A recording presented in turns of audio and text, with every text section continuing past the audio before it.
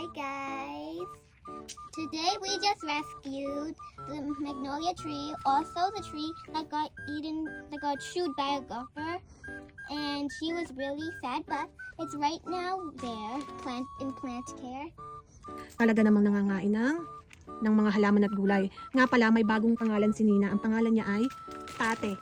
Plant Ate. So, Plant Ate. Ito nga pala guys.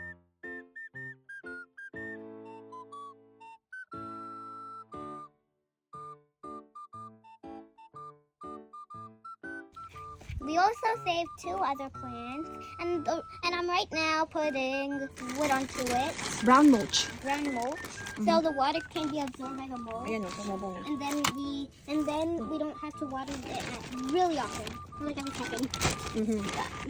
Nina, tumubo na yung ating rescue. Very good. Ganyan si Nina. Tinulungan niya ang kanyang mami. O, come on Nina, dali na. Ayan. Ito, hydrangea din to guys, na na-rescue ko. Oh, come on. I put the whole thing in. It's okay. Yeah.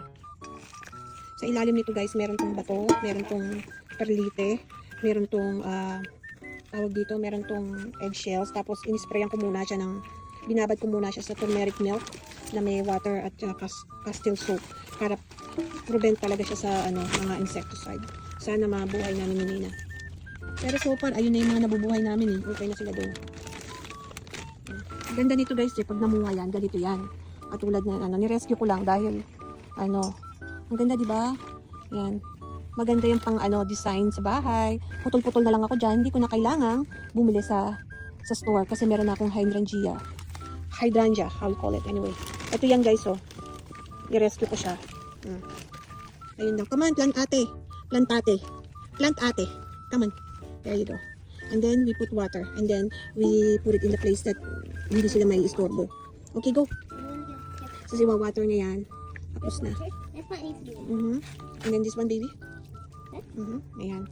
Hindi naman nila kailangan na yung malunod sa tubig. Kasi itong mga brown mulch na to, ito yung nagsisilbing parang water, absorbent. Kaya kahit matagal mo silang hindi i-water, sometimes nakalimutan mong diligan, ito yung magsisilbing nila. Okay na, Nina. Then we can put it there. Surgery. Yeah. They're in what? These are in doctor's appointments. These are like at flu shots, but that is a minor surgery. Okay. Yeah, they finished the surgery. So,